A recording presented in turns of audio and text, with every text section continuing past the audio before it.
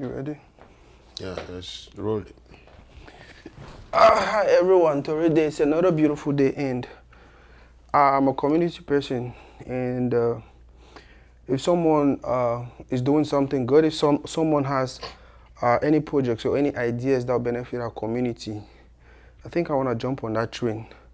Welcome to Toridey, boss. Thank you, my brother. I'm happy to be here. It's been a while. Yeah. Yeah. COVID don't first keep all over house. I know. It's like we are coming out of holes like moles, you know. It's awesome. It's great to be out again and to breathe air. This is how God made it to be, you know. Okay. So it's great to see you. It's great to be out here with our people once more. I greet everybody. I'm excited to be here once more. Wow, I know so many people know you already, but for the few, can you just introduce yourself? Yeah, I'm Dr. Daniel Tangumonkem.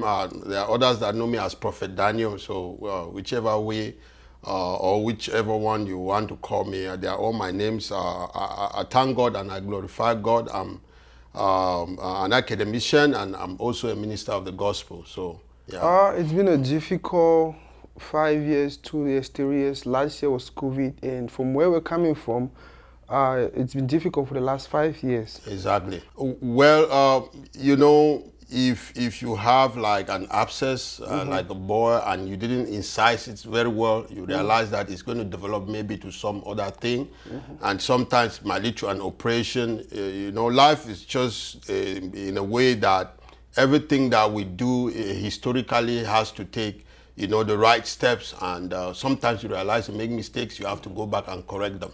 So what is happening back home basically is a failed decolonization process, and I think that the people at a certain point have started asking questions, why was this done this way?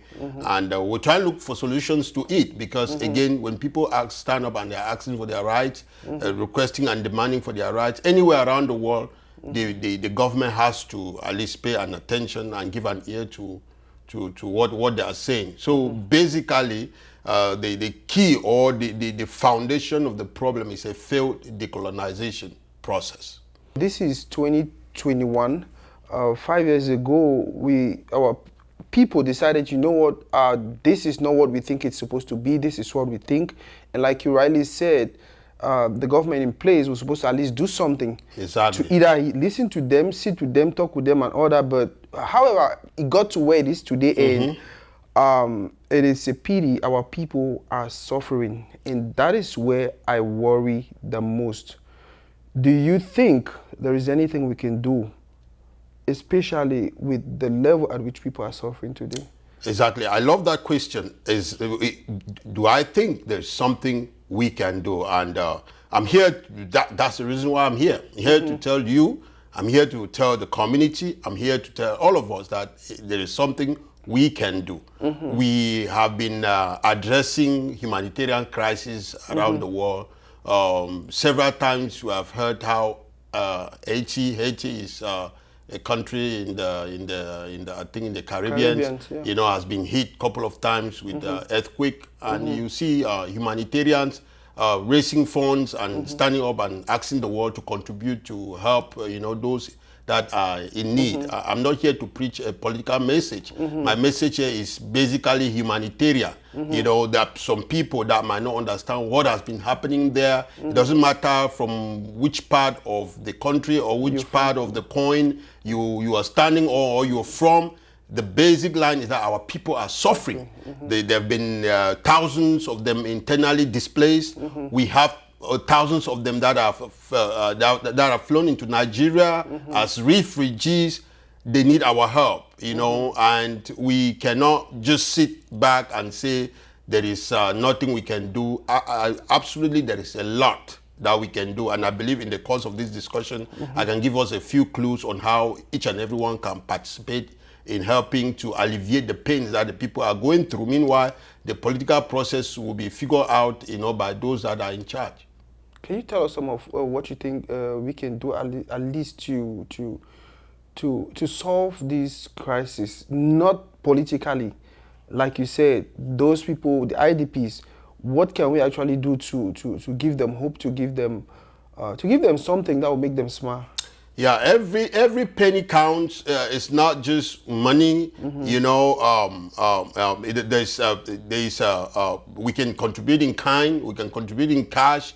A couple of years ago, we sent a container from here, right from this Metroplex. I want to use this opportunity to just thank everybody that participated. The people that sent clothing. The people that sent food. And the people that contributed money, that 40-foot container was put together by our people here in the Metroplex, and this was sent to the refugees in Nigeria. That was huge. They sent their words of thank you, and those are things that we can continue to do. Not just for them, we can also do for the IDPs. There are NGOs on the ground that we can connect with, and whatever aid that we have, we'll go to them directly, and they'll be able to get this aid to the people in the bushes, to the people that are in towns, crowded, maybe in one room, that don't have something to eat, they don't have a square meal. So it's just a lot that we can do on the humanitarian base. All you need to do is to contact us, those of us that are here in the Metroplex organizing. You know,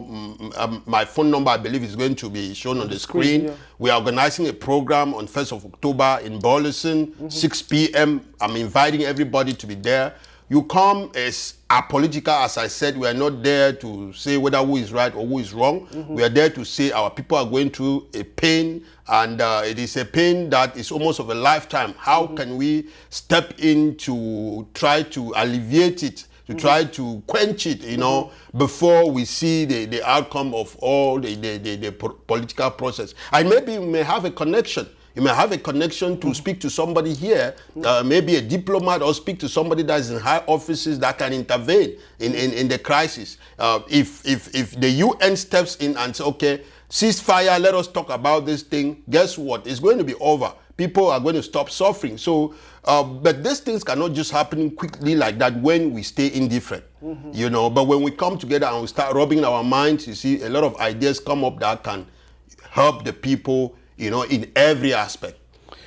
Now, like you said, it's the come together is apolitical, but most people fear people will always use this to drag them together, and then before you know, the whole thing is taking another direction. How can you actually assure our people, if they are contributing to this cause, or they are showing up to attend the meeting, that it's going to be apolitical like you promised, and even if they are contributing, the money or whatever they are contributing is going to be used for the purposes that you mentioned and not something else that might end up still hurting them? Exactly. I would say, and take my word, this is not an audio, this is a video. My face is on the camera. I'm staring at you right now, listening to me. I give my words to you. Take it to the bank. That whatsoever we're going to be doing is going to be strictly apolitical. We are not taking any sides. We are not standing behind any particular group or pressure group to do anything that is not humanitarian. Last time we had a group and it almost metamorphosed into, you know, political and splinter group like that. Then we had to just dissolve everything, you know. COVID just came also at a kind of good timing to say, and we hold off every activity that we were doing. And this time around, coming back, we are saying strictly, if you don't identify with just helping the people, then you stay aside. So I take my words for what I'm saying. If we are coming together, we're going to keep politics aside, and we're going to try to help our people. If we want to do politics, there's not much we can even do. We are not on ground. We are right here in the diaspora. There's not much we can do politically, you know, but we can do a lot when it comes to humanitarian, because if we put a container together like we did last time, those people are going to have something to eat. They're going to have a clothes to wear, and that's going to be impactful rather than just sitting here and then, you know, arguing political things that we cannot really, you know, concretely affect them on the ground. Wow. So, and that's the reason why I'm putting my foot, because like you said, I have your word, and I trust you and know whatever thing you're doing is motivated to be humanitarian only. Exactly. Now, it's been 5 years. Do you think it's time for all of this to stop? Like yesterday. Like yesterday. I mean, we were not created to live like that, to live in war, to live in... I mean, when you see some of the videos and the pictures that are coming from home, some you cannot even stare. You cannot have a second look because they are so terrible. You know, we were not created to live like that.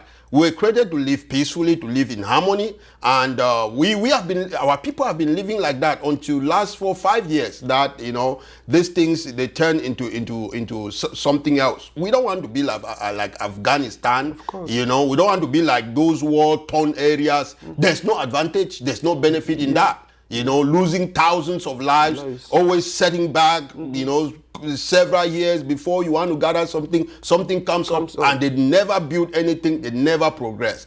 Countries only progress, they only grow when there is stability and when there is peace. If there is anything to militate for, it is our peace. So I would say to you and to our viewers and listeners, 100%, it is time for all this to stop. You know, if I had a magic wand to just... and it stop, I would do it. Yeah.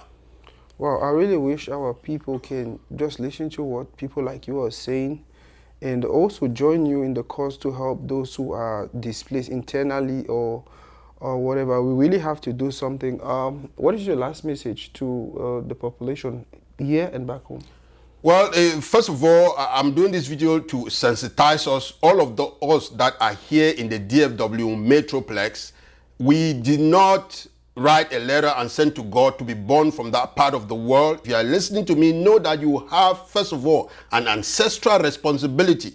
And secondly, you have a moral responsibility to respond to the pain and the anguish of the people that are back home. Some of you listening to me, your homes have been burned. Your people have been also displaced. Your cousins, your brothers, your sisters. We cannot stay in comfort zone. Guess what? If something happened to you, if you went to see the Lord today, we will gather to take your remains. Where? To your ancestral place. That is the only place on this earth that we can call our homeland. That is where we feel like we belong. Here, it doesn't matter whether you become a citizen, make a lot of money, get a lot of titles, go to big book like some of us did. Nobody's going to regard you. They're not going to look you to be something. You're always going to be looked at as a foreigner. So this thing concerns our umbilical cord. So if you are listening to me, please make an effort. See the number, dial it, let us have a discussion. When we discuss, I will tell you more and give you my word that this is totally and completely humanitarian for those of you that don't want to involve in anything that concerns politics. I give you my word again, but I want to also invite you that on October 1st, we're going to meet in Burleson at 6 p.m. to begin to say, how can we begin to send a message out there that it is time for this to stop? How can we begin to help those that have been displaced, the refugees, you know, with little contributions as little as $5. You know, $5 back home is how much? About 2,500. It can do a lot in somebody's life. So don't think that you have to bring $1,000 or you have to bring so much. But now, you that is making, you know, hundreds of thousands, millions, I see our Metroplex is raising a lot of millionaires now. Yeah. We don't expect you to come and give $5, you know. So, but we praise God. I'm happy that we are actually raising millionaires in dollars here in the Metroplex. It's time for you to begin to give back because indeed, the blessing that you have from the Lord, it's for a purpose. It's for a reason like this. So if we don't take care of our own house, then, you know, we cannot take care of other people that are suffering elsewhere. So let this really be a concern for us. This ending 2021, getting into 2022, we want to see this crisis end. We want to see the tears of our people dried off and let some joy, you know, return to their faces once more. Man, I don't know what to say. I know, it's not easy. I don't know what to say, but thank you very much for coming. I just wish more people can come on the show and let's start talking about this because it starts with the conversation, like you say. We need to sit down and have these conversations. All the insults, all the fighting, all the I'm this, you cannot tell me what to do. It's not going to help in any way. We need to come together, sit as brothers and sisters, as friends, as neighbors, and talk about these things and solve them in a way everybody will be happy to move. Oh, man of God, thank you very much for coming. I wish you can come another time so we can talk about other things. The pleasure is mine. I will. I mean, the COVID is the one that was keeping us away. Now that things are, open, guess what? We're going to be here. We've been put here at a time like this for this reason. Yes. Our people need us. They need our encouragement. And I assure you I'll be here, so that we can encourage them. Small Toridey, we get time for today. Okay.